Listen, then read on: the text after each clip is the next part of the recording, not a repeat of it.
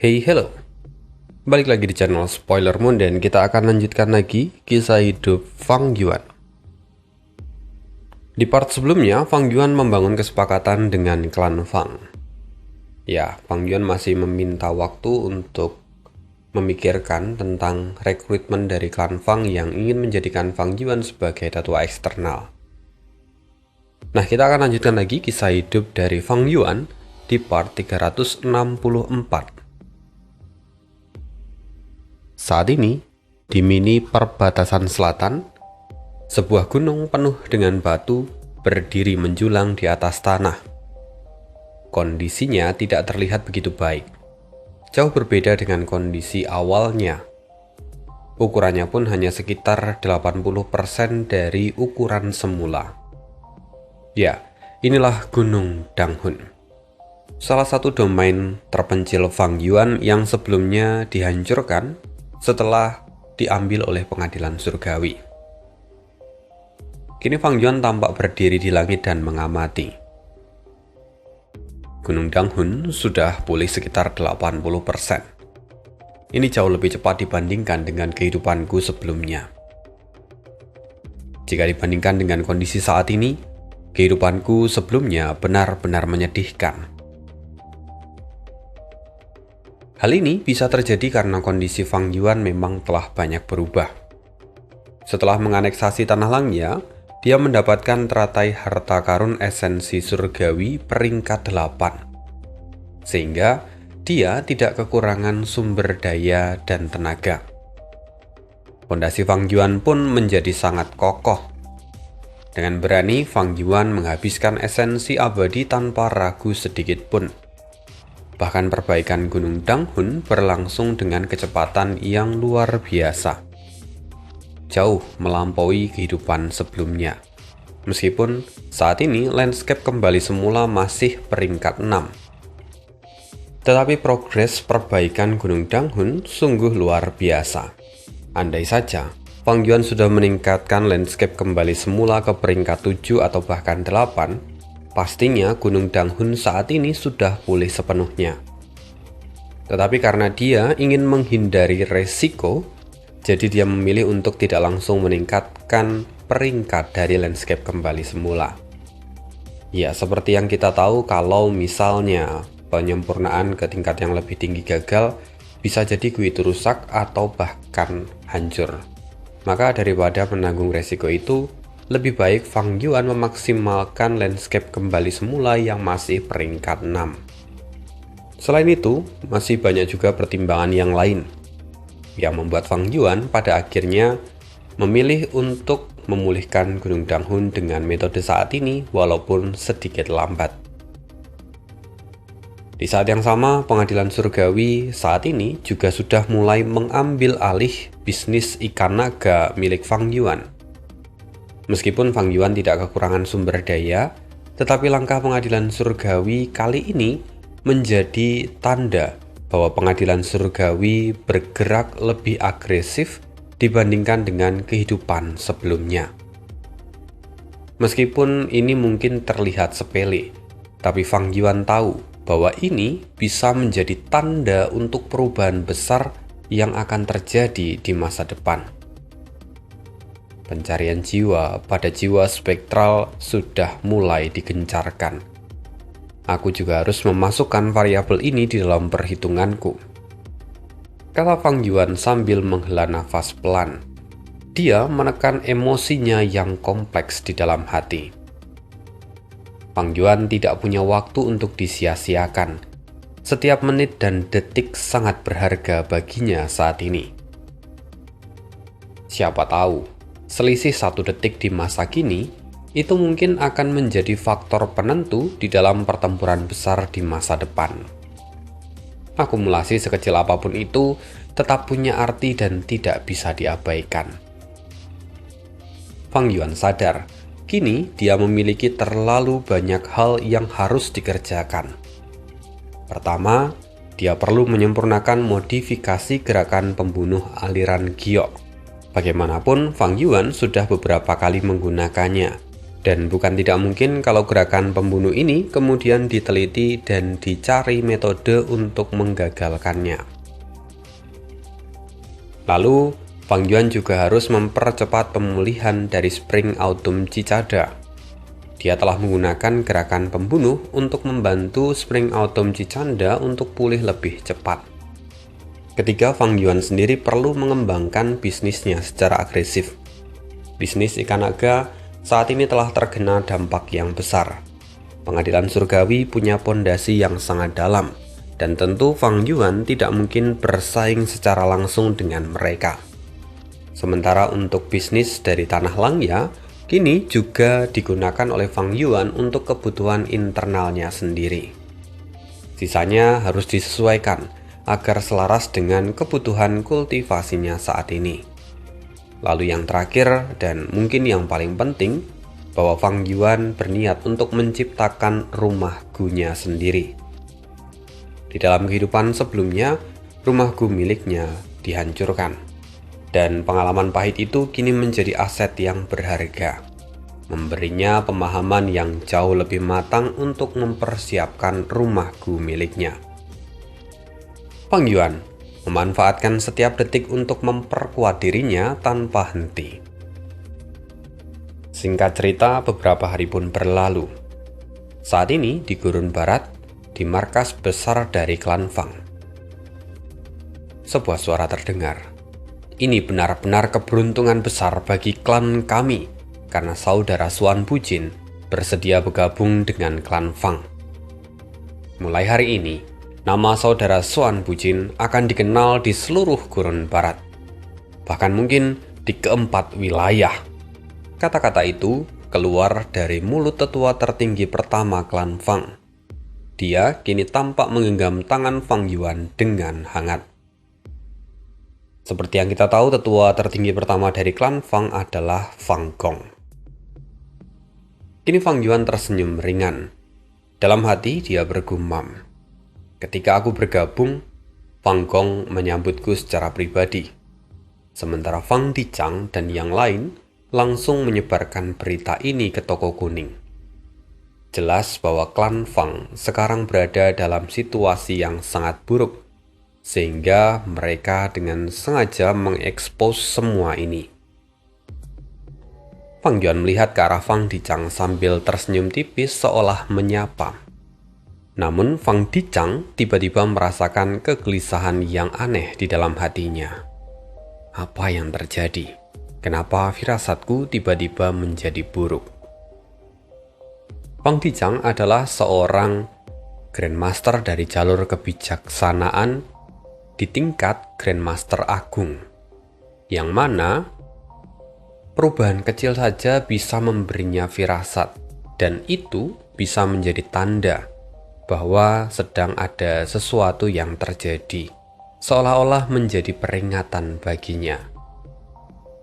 Saat ini, dia mendapatkan firasat itu ketika pengangkatan Fang Yuan, yang artinya sesuatu itu seharusnya terkait dengan Fang Yuan. Namun tiba-tiba, sebuah laporan masuk dan membuat ekspresi Fang Dicang serta Fang Gong berubah drastis. Apa? Benar-benar lancang. Fang Gong menjadi sangat marah.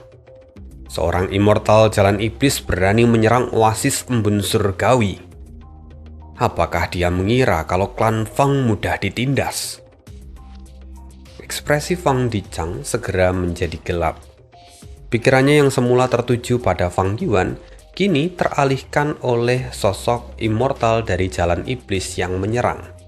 Dia mengira bahwa firasatnya tadi itu diakibatkan oleh immortal ini. Fang Dicang lalu kemudian berkata, "Tetua tertinggi pertama, masalah ini tidaklah sederhana. Bisa jadi pelakunya bukanlah immortal dari jalan iblis, melainkan kekuatan lain yang bekerja di balik layar. Terlebih lagi, saat ini tetua Xuan Bujin baru saja bergabung dengan kita. Dan berita ini juga baru saja dirilis di toko kuning. Tapi anehnya, serangan langsung terjadi. Mendengar semua itu, Fang Yuan mendengus. Dia tidak bisa membiarkan Fang Dicang terus menganalisis. Dia berkata, "Serahkan urusan ini kepadaku. Kalian boleh tenang." Fang Dicang dan Fang Gong saling bertukar pandang sejenak. Lalu kemudian Fang Gong mengangguk. "Baiklah, kami akan menunggu kabar baik darimu, Tetua Xuan." Tindakan Fang Yuan ini berhasil mengalihkan perhatian dari Fang Dicang. Setelah itu Fang Yuan pun pergi. Singkat cerita, Fang Yuan tiba di atas oasis embun surgawi. Di tengah oasis itu terbentang sebuah danau besar dengan volume air yang melimpah. Di sekitar danau, tumbuh pohon-pohon akupuntur dalam jumlah yang masif. Mereka membentuk garis pertahanan pertama. Nilai dari pohon akupuntur sangatlah tinggi dan kegunaannya sungguh luar biasa luas. Setiap daun, cabang, dan akar merupakan material gu yang berharga. Semua itu kaya akan tanda dao dari jalur api dan jalur kayu. Ketika musuh yang kuat menyerang, maka pohon-pohon akupuntur itu akan bangkit layaknya raksasa. Mereka akan melangkah di atas gurun dan menyerang dengan kekuatan fisik serta jarum-jarum tajam yang mematikan. Fang Yuan sendiri masih tampak mengamati dari atas. Di bawah terlihat juga sebuah formasi pertahanan yang saat ini telah diaktifkan. Formasi itu menolak keberadaan dari immortal misterius yang menyerang. Kemudian terlihat seorang immortal dari jalur jiwa. Dia mengenakan jubah hitam. Ada awan gelap menggantung di atas kepalanya, sementara roh-roh dengan penuh dendam mengelilinginya. Mereka meraung dan berputar di udara. Sementara itu para immortal dari klan Fang yang bertugas mempertahankan oasis itu telah mengaktifkan formasi. Selain itu mereka juga punya sebuah rumah gu untuk bertahan. Sialnya, immortal dari jalur jiwa yang menyerang itu dia menggunakan metode yang kejam dan tidak lazim. Akibatnya lebih dari setengah formasi dihancurkan. Sementara dia dapat mengamuk dengan bebas di dalam oasis embun surgawi. Fang Yuan sendiri tidak menyembunyikan auranya. Begitu tiba di medan perang, dia langsung menyerang immortal dari jalur jiwa itu. Ledakan demi ledakan menggema. Keduanya bertarung dengan sengit. Arus udara bergejolak, memicu gelombang besar yang mengguncang danau yang ada di bawah. Para immortal dari klan Fang segera menghubungi Fang Yuan dan memintanya untuk bekerja sama. Namun, Fang Yuan hanya memberikan satu instruksi singkat, supaya mereka semua fokus mempertahankan oasis. Para immortal dari klan Fang diliputi kecemasan. Bagaimanapun lawan mereka sangatlah kuat, dan situasi ini terasa begitu genting. Tapi Fang Yuan berhasil menunjukkan dominasinya yang jauh lebih besar. Dia punya banyak gu. Ditambah lagi, dia bertindak sebagai Xuan Bujin. Bahkan hanya dengan metode jalur kebijaksanaan, Fang Yuan sudah punya beragam gerakan pembunuh yang sangat sulit untuk dihadapi. Immortal dari jalur jiwa yang menyerang itu memang punya teknik-teknik aneh dan berbahaya. Akan tetapi, gerakan pembunuh dari jalur kebijaksanaan Fang Yuan kini tampil dengan keunggulan mutlak. Seiring berjalannya waktu, Fang Yuan semakin menegaskan dominasinya. Dia meraih keunggulan dan perlahan mengambil alih kendali atas tempo dari pertempuran. Immortal dari jalur jiwa itu menjadi semakin ganas. Serangannya kian menjadi liar saat dia meraung dengan penuh amarah. "Siapa kau? Bagaimana klan Fang bisa menemukan sosok sepertimu?" seru immortal jalur jiwa itu. Sementara Fang Yuan tertawa dengan keras.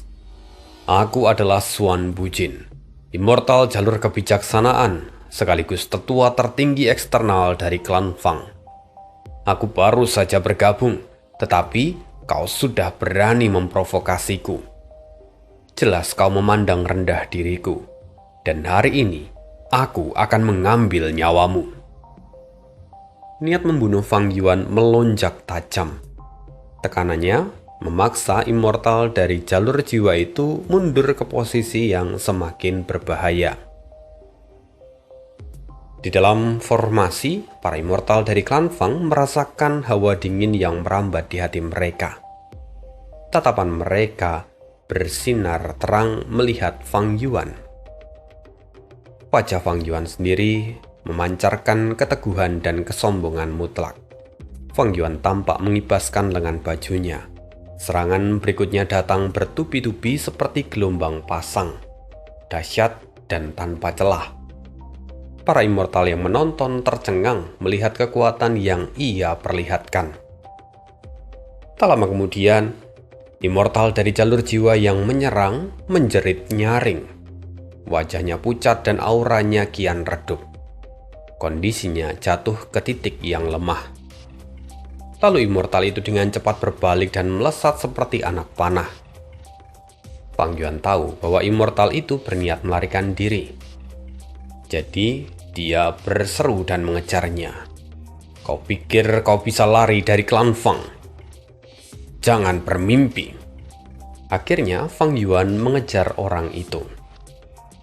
Sementara itu di markas klan Fang, di dalam sebuah ruangan rahasia, Fang Gong dan Fang Dichang tengah membahas rencana yang sedang mereka buat dengan ekspresi serius. Tiba-tiba, keduanya berhenti bicara saat sebuah laporan datang ke mereka. Fang Dichang tersenyum tipis. Xuan Bujin berhasil memukul mundur musuh yang kuat. Gerakannya benar-benar cepat.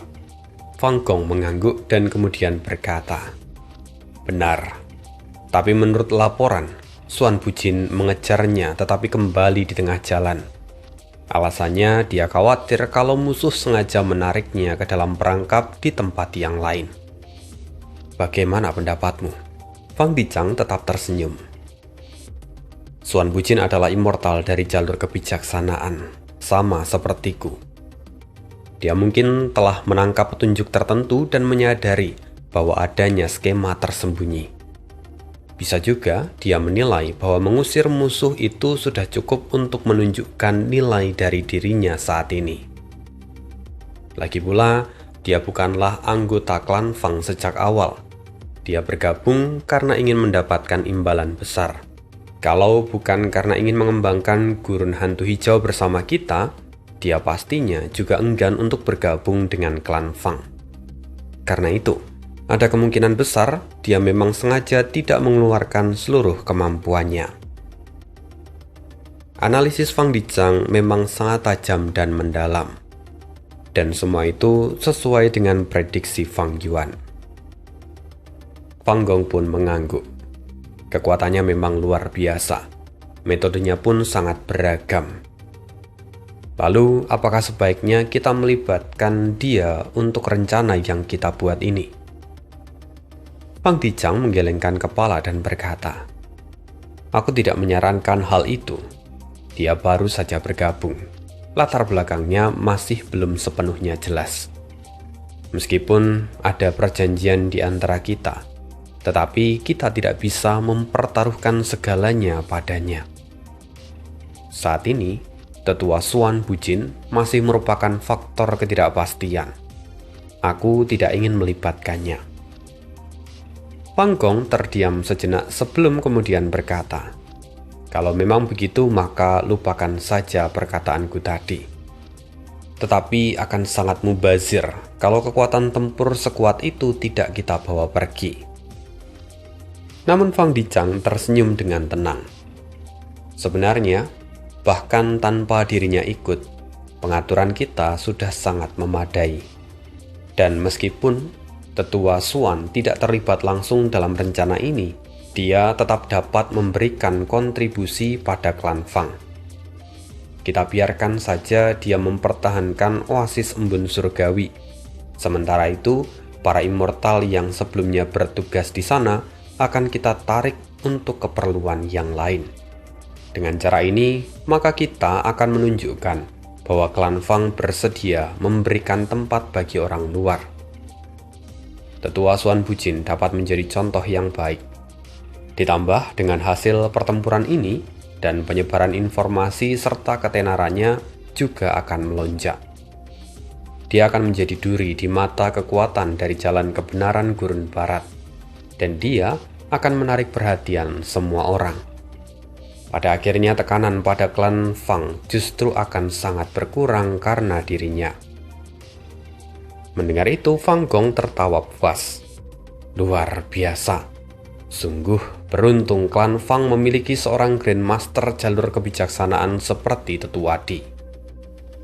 Akhirnya waktu pun berlalu. Hari telah berganti. Di pagi hari itu, Fang Yuan diberi kabar. Mereka membiarkanku menjaga tempat ini sendirian. Fang Yuan menatap oasis embun surgawi. Pikirannya berputar dengan cepat. Gerakan pembunuh dari jalur kebijaksanaan kini sudah diaktifkan. Aku baru saja bergabung dengan klan Fang, tetapi mereka benar-benar menyerahkan pertahanan dari oasis ini kepadaku. Sementara, para immortal peringkat 7 yang sebelumnya ada di sini justru ditempatkan di lokasi lain. Dengan pertempuran yang terjadi kemarin, klan Fang juga mempromosikan keberadaanku secara masif. Kini perhatian dari semua jalan kebenaran Gurun Barat tertuju kepadaku. Secara logika, seharusnya klan Fang menempatkan setidaknya satu orang immortal di sini untuk mengawasiku. Tetapi mereka tidak melakukannya. Bahkan pergerakan dari para ahli klan Fang terasa begitu janggal. Seolah-olah mereka tengah menyiapkan sesuatu yang besar. Tapi apa yang sebenarnya dilakukan oleh klan Fang? Fang Yuan tampak mengerutkan kening. Dalam kehidupan sebelumnya, karena identitas Xuan Bujin sudah ketahuan sejak awal, maka Fang Yuan tidak lagi memperhatikan klan Fang secara khusus. Dia tidak tahu bagaimana klan Fang melawan penindasan dari jalan kebenaran Gurun Barat, atau apa yang terjadi pada klan Fang dari saat ini sampai serangan ke kota Kaisar. Titik itu menjadi titik hitam bagi Fang Yuan karena dia tidak memiliki ingatan yang jelas. Mungkinkah kekuatan dari jalan kebenaran Gurun Barat telah bekerja sama untuk menutupi kejadian itu, sehingga aku tidak mendengar apapun sebelumnya? Atau perubahan yang kulakukan di dalam kehidupan ini sudah memicu efek tinta yang menyebar hingga ke klan Fang. Informasi yang dimiliki Fang Yuan saat ini masih terlalu sedikit. Untuk sementara, Fang Yuan hanya bisa menunggu dan mengamati.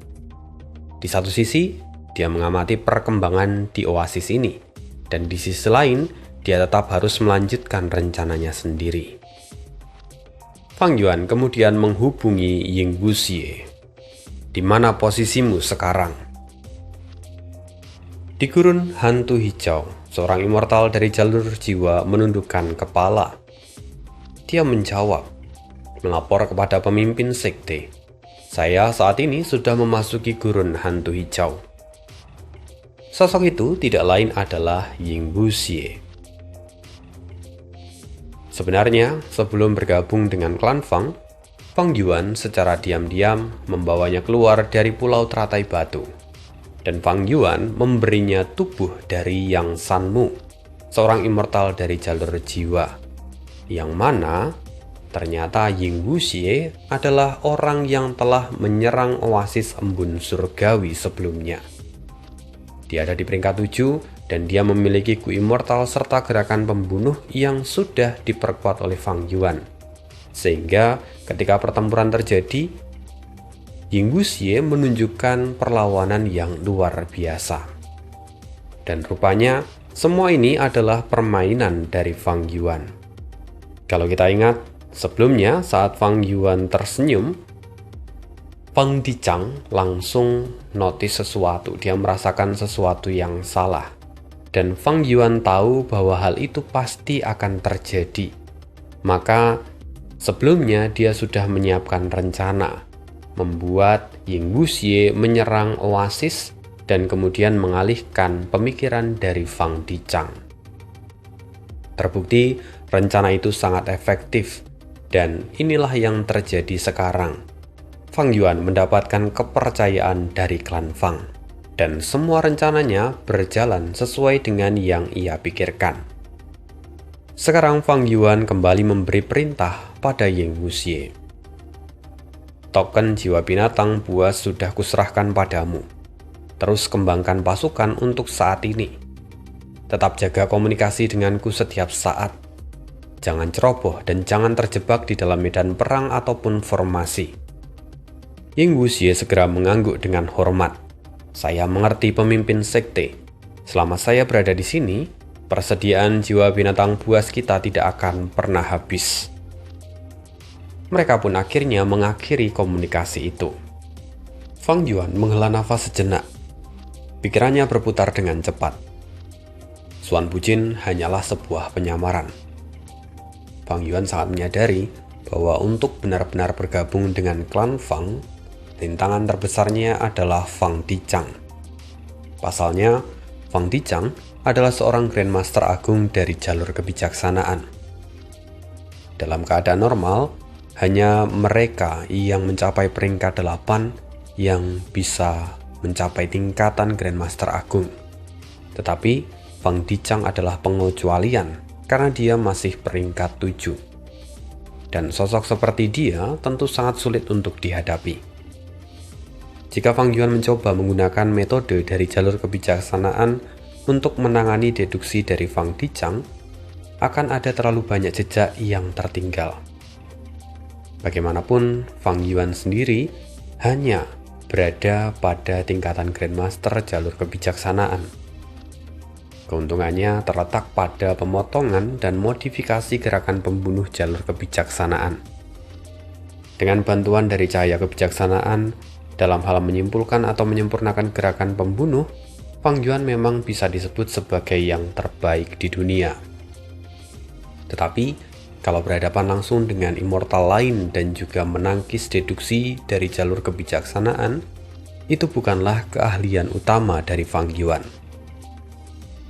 Dan sejak Fang Yuan bergabung dengan klan Fang, hal itu pasti menimbulkan riak tertentu di hati Fang Dichang. Bagaimanapun, seorang immortal dari jalur kebijaksanaan biasanya punya kondisi mental yang sangat stabil. Jika emosi mereka terganggu atau muncul perasaan yang tidak wajar, itu seringkali menandakan akan adanya masalah besar yang datang. Nah, itu tadi alasan kenapa Fang Yuan kemudian menempatkan Ying Wuxie untuk menyerang oasis embun surgawi. Dan seperti yang Fang Yuan harapkan, perhatian Fang Dichang teralihkan dan tidak lagi mencurigai Fang Yuan. Memang serangan Ying Wuxie pada oasis embun surgawi itu punya makna yang jauh lebih dalam, yaitu tindakan itu membuat Fang Yuan berintegrasi ke dalam klan Fang secepat mungkin. Xuan Bujin memang telah bekerja sama dengan klan Fang dalam perebutan istana kacang ilahi, tetapi dia tetaplah orang luar yang baru bergabung. Jalan kebenaran gurun barat belum mengenalnya, sementara klan Fang sendiri masih menyimpan kecurigaan terhadap kesetiaan dari Xuan Bujin. Melalui insiden ini, Fang Yuan menunjukkan kekuatan tempurnya secara terbuka, sekaligus dalam batas tertentu menunjukkan sikapnya yang berpihak pada klan Fang. Namun tingkat pencapaian jalur kebijaksanaan Fang Dichang lebih tinggi dariku. Semakin sering kami berinteraksi, semakin besar juga kemungkinan dia akan menemukan kebenaranku. Fang Yuan terus mengingatkan dirinya sendiri. Berurusan dengan seorang Grandmaster Agung dari jalur kebijaksanaan sungguh merepotkan. Dan meskipun Fang Yuan menggunakan gerakan pembunuh wajah familiar, resikonya untuk terbongkar masih tetap ada. Jadi dia harus tetap berhati-hati. Meskipun sekarang aku telah bergabung dengan klan Fang dan mereka setuju untuk mengembangkan gurun hantu hijau bersamaku, Hanya sesekali mereka akan memberiku inti jiwa. Saat ini mereka terlalu sibuk, dan karena mereka sendiri memiliki cadangan inti jiwa, kemungkinan besar mereka akan menimbun hasil tangkapan selama periode ini. Fang Yuan sudah memperkirakan hal itu sejak awal. Untuk mengembangkan gurun hantu hijau, dia harus lebih banyak mengandalkan dirinya sendiri. Ia tidak berniat sepenuhnya bergantung pada klan Fang untuk menangkap binatang jiwa. Dalam kondisi seperti ini, klan Fang jelas tidak akan mengerahkan usaha yang maksimal. Dan yang lebih penting, Fang Yuan tidak ingin klan Fang terlalu mengendalikan gurun hantu hijau. Kerjasama ini bertujuan agar klan Fang tidak menjadi penghalang. Fang Yuan sendiri tidak bisa menetap di gurun hantu hijau, maka dia harus menempatkan pion seperti Ying Wuxie. Semuanya telah dipertimbangkan oleh Fang Yuan dengan sangat matang.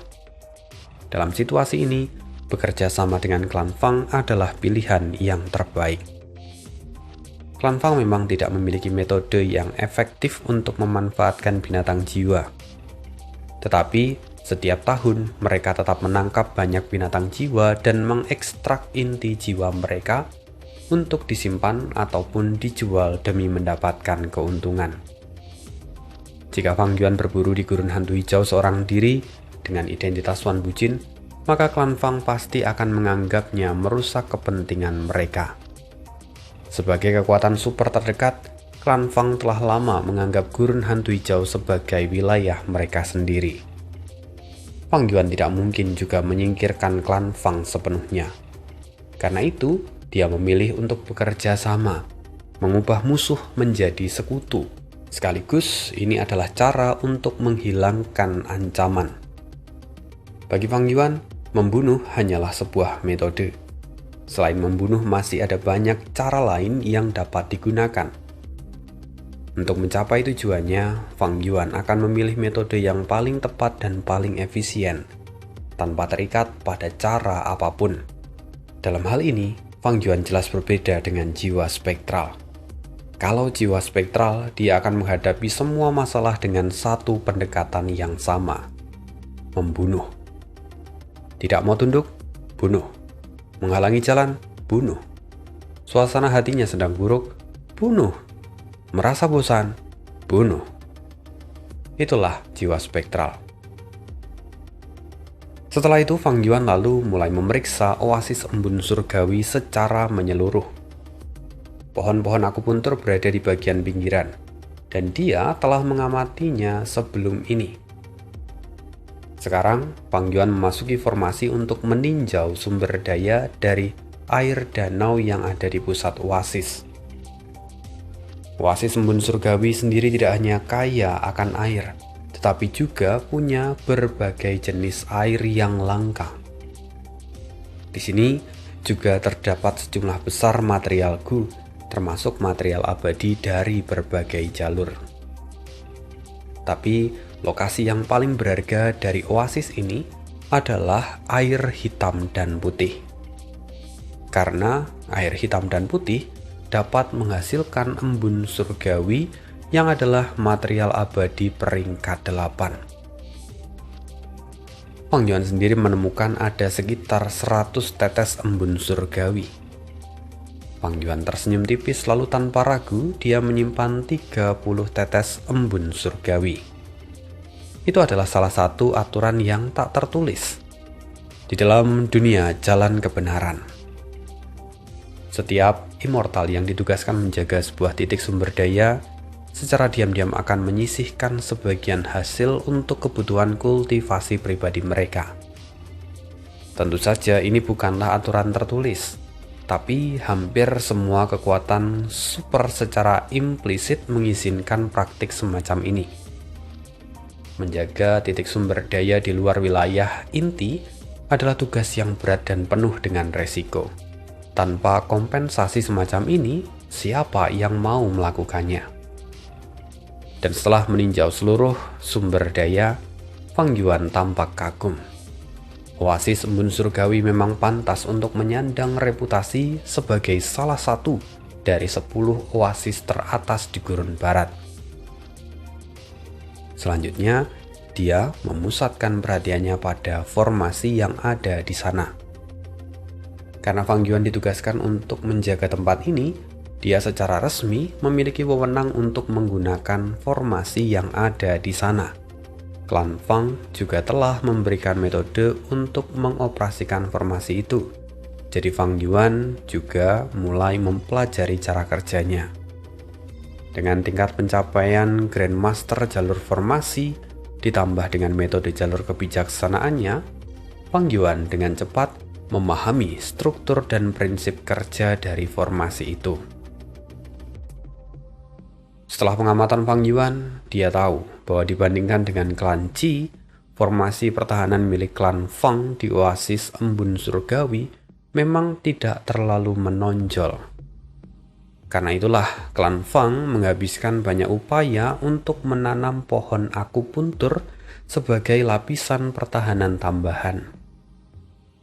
Klan Fang memang seperti klan Qi yang sama-sama mengembangkan jalur formasi. Tetapi perbedaan mereka terletak pada fokus utama yang mereka kembangkan. Kalau klan Fang, mereka itu unggul di dalam rumah Gu, atau sebenarnya bisa kita sebut sebagai formasi abadi yang bergerak. Sementara itu klan Qi, mereka lebih unggul di dalam formasi yang tidak bergerak. Dan yang lebih penting sebenarnya yang membuat perbedaan itu mencolok adalah keberadaan Qi Guyong, yang adalah seorang Grandmaster Agung dari jalur formasi.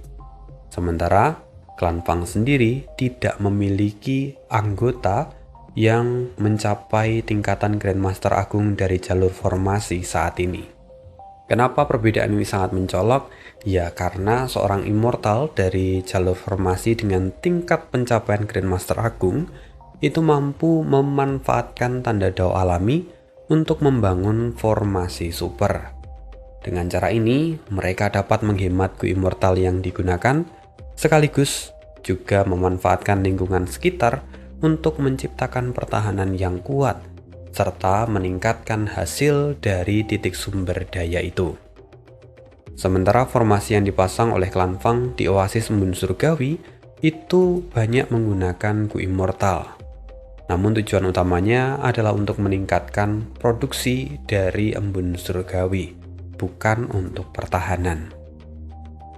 Meski begitu, Fang Yuan tahu bahwa spesialisasi dari klan Fang tetaplah mengerikan. Mereka memiliki beberapa rumah Gu. Dengan mobilitas tinggi dan kekuatan gabungan mereka, bahkan Immortal peringkat 6 bisa menggunakan rumah Gu untuk melawan musuh peringkat 8. Jika aku adalah pemimpin dari klan Fang, dalam situasi ini, aku akan mengumpulkan seluruh kekuatan inti dan menyerang satu target secara langsung. Dengan begitu akan menunjukkan sikap dari klan Fang. Tentu saja klan Fang bisa mengintimidasi dan menekan kekuatan dari jalan kebenaran Gurun Barat yang lain. Walaupun tetap pertimbangan itu perlu, karena terlalu berlebihan hanya akan memicu masalah besar, sementara terlalu lunak juga tidak akan menggetarkan hati siapapun. Maka semua harus dipertimbangkan dengan baik. Pikiran Fang Yuan terus menganalisis dinamika antara klan Fang dan kekuatan jalan kebenaran Gurun Barat. Selama periode ini, dia juga harus berkultivasi, mengolah hasil panen, dan memodifikasi gerakan pembunuh. Tidak masalah apakah dia berada di Gurun Barat atau di perbatasan selatan. Tapi yang jelas, saat ini waktu juga semakin mendekat karena kekuatan dari jalan kebenaran perbatasan selatan akan segera mencapai kesepakatan dan mulai memburunya. Sementara itu saat ini, di lautan pasir bergejolak, gelombang pasir raksasa naik dan turun tanpa henti. Di bawah cahaya bulan, pasir putih tampak seperti salju. Gelombang-gelombang itu menjulang hingga puluhan kaki, memancarkan aura agung dan sebuah pemandangan khas dari Gurun Barat. Para immortal dari klan Fang kini telah berkumpul secara diam-diam dan mendekati sebuah oasis. Itu adalah oasis bulan harta karun yang tersembunyi di tengah lautan pasir. Suara Fang Dicang terdengar.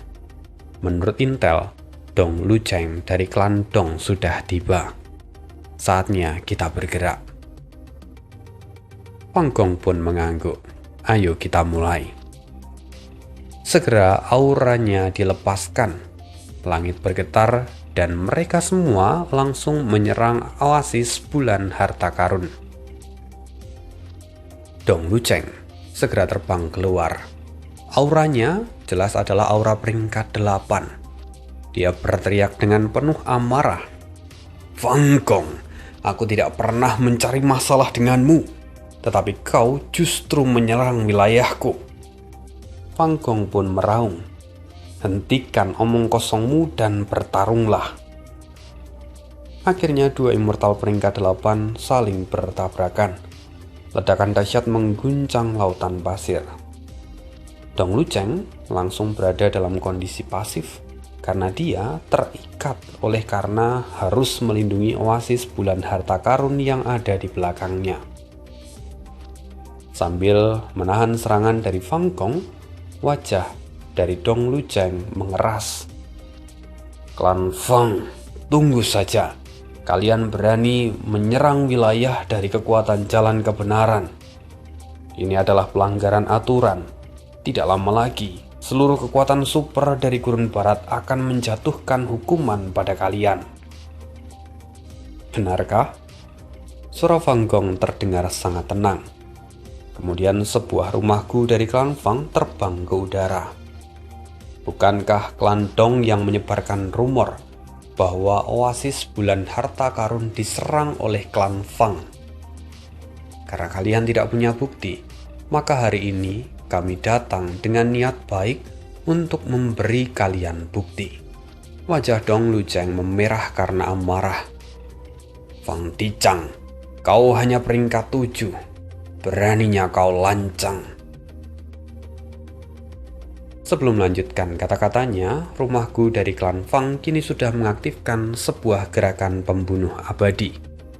Kemarahan Dong Luceng lenyap seketika, digantikan oleh keterkejutan dan ketakutan yang mendalam. Gerakan pembunuh ini, jangan katakan padaku, ini adalah metode surga pencuri. Fang Dicang menjawab datar. Benar sekali. Inilah gerakan pembunuh yang pernah digunakan oleh Yang Mulia Iblis Surga Pencuri untuk membuka jalannya. Gerakan pembunuh mencuri Dao. Mustahil. Dong Luceng mengeram dan segera menoleh ke arah oasis bulan harta karun. Di bawah efek mencuri Dao, tanda Dao alami yang tak terhitung jumlahnya keluar dari oasis itu. Dong Luceng berusaha untuk menghentikannya, tetapi semua sia-sia. Dengan wajah penuh amarah dan juga keputusasaan, dia hanya bisa menyaksikan seluruh tanda Dao itu diseret masuk ke dalam rumah Gu milik klan Fang. Inilah kekuatan sejati dari gerakan pembunuh mencuri Dao. Dengan mengaktifkannya, seseorang dapat mencuri tanda Dao secara langsung. Di masa lalu, setelah menciptakan gerakan ini, Yang Mulia Iblis Surga Pencuri mengumpulkan pondasi yang cukup untuk memicu perubahan kualitatif, sehingga secara resmi kemudian lahirlah jalur Gu yang baru, jalur pencuri. Serangan dari klan Fang seketika mengguncang seluruh jalan kebenaran di Gurun Barat. Tidak dapat disangkal bahwa mencuri Dao adalah senjata yang sangat mengerikan. Dalam satu langkah, seluruh kekuatan dari jalan kebenaran Gurun Barat langsung terintimidasi. Fang Yuan sendiri segera menerima kabar mengenai pertempuran itu. Informasinya sangat rinci, bahkan disertai dengan rekaman penuh dari jalannya pertempuran. Data itu dikirimkan langsung oleh klan Fang. Klan Fang memiliki warisan sejati surga pencuri. Fang Yuan pun terkejut ketika menyadari hal ini. Ku Immortal yang sebelumnya dia peroleh memang berasal dari klan Fang. Ku Immortal pencuri hebat. Tetapi ketika itu Fang Yuan sendiri mendengar rumor bahwa klan Fang mendapatkan Gu itu secara kebetulan. Tapi sepertinya saat itu klan Fang bukan hanya memperoleh Gu Immortal itu saja, tetapi juga petunjuk tentang warisan sejati surga pencuri. Fang Yuan bergumam, dasar dari kekuatan super memang benar-benar tidak sederhana. Tidak dapat disangkal bahwa ini adalah ancaman besar bagi klan-klan yang lain. Situasi dari klan Fang akan segera berubah sepenuhnya. Tampaknya di dalam kehidupanku sebelumnya, inilah alasan kenapa seluruh jalan kebenaran di Gurun Barat akhirnya mengalah. Mencuri Dao memang mampu mencuri tanda Dao. Sekali digunakan, teknik ini dapat langsung melumpuhkan titik sumber daya alam. Landasan utama dari kekuatan jalan kebenaran terletak pada jaringan titik sumber daya yang tersebar luas. Menghancurkannya dengan metode biasa masih menyisakan peluang untuk dipulihkan.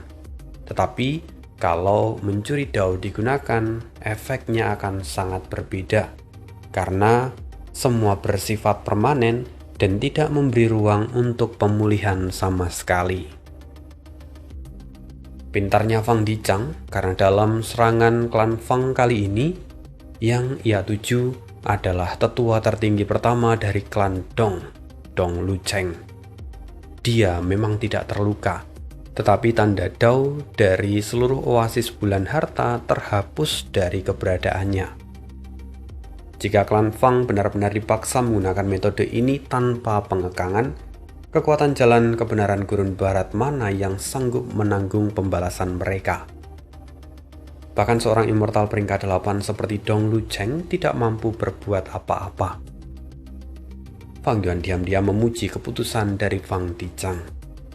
Fang Dicang dengan sengaja memilih musuh yang kuat dan menyerang lokasi yang dijaga langsung oleh Dong Lucheng.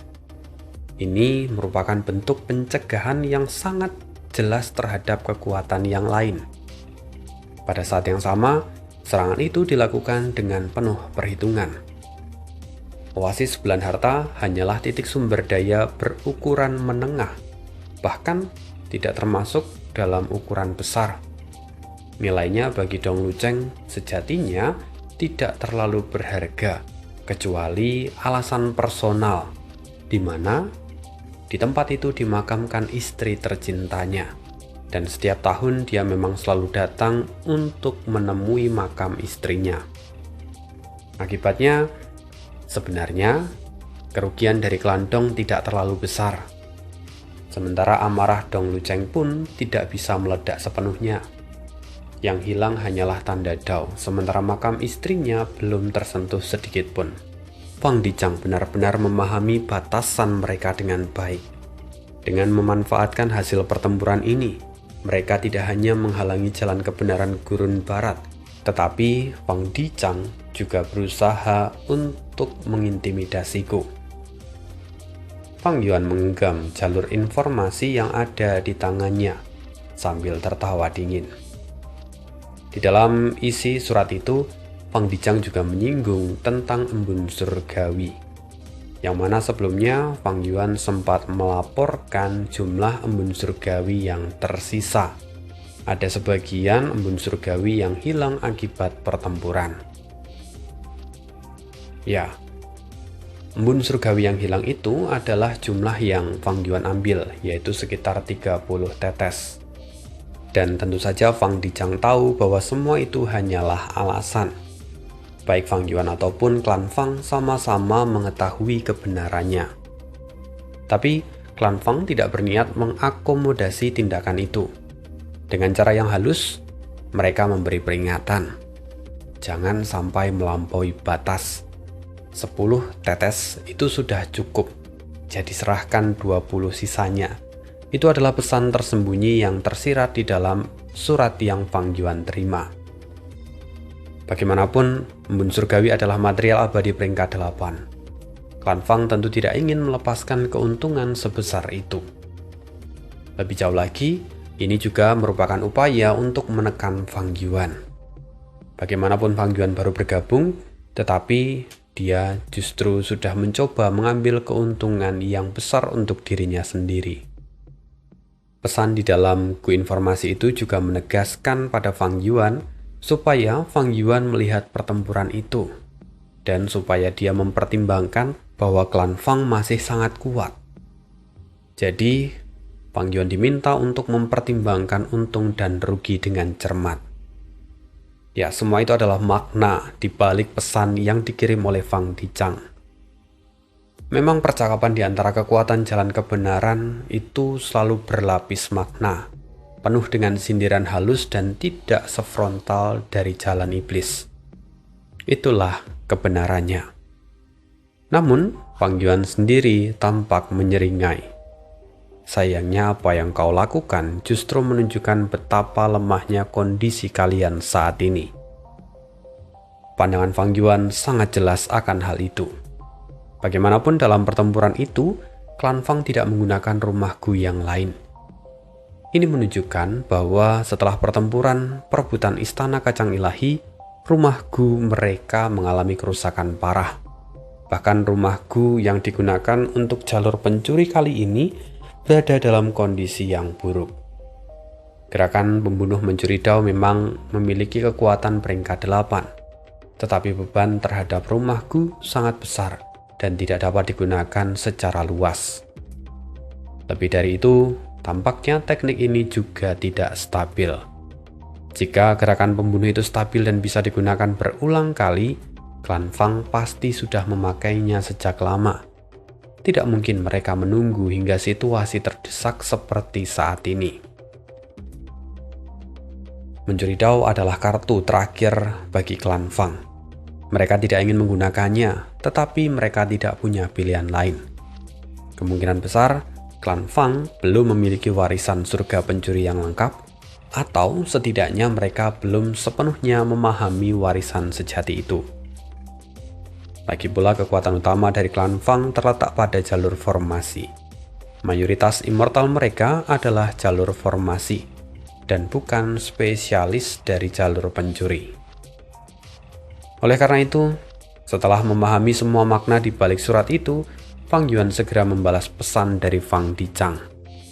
Dalam balasannya, dia menulis bahwa dia memang menemukan 20 tetes embun surgawi, yang dikatakan bahwa ke-20 itu tercecer di gurun. Fang Yuan mengakui bahwa dirinya ceroboh. Dan mendapatkan laporan itu, klan Fang tidak berusaha untuk mencari-cari alasan dan tidak menggali lebih jauh. Sementara itu saat ini, wajah Fang Yuan tampak gelap. Ada sedikit kilatan cahaya yang terpancar di matanya. Dia berkata, "Sudah waktunya aku untuk turun tangan secara pribadi." Fang Yuan lalu menggunakan gerakan pembunuh aliran giok dan dia mulai bergerak lagi. Sampai di sini kisah hidup Fang Yuan hari ini. Terima kasih. See you again in the next video dan bye.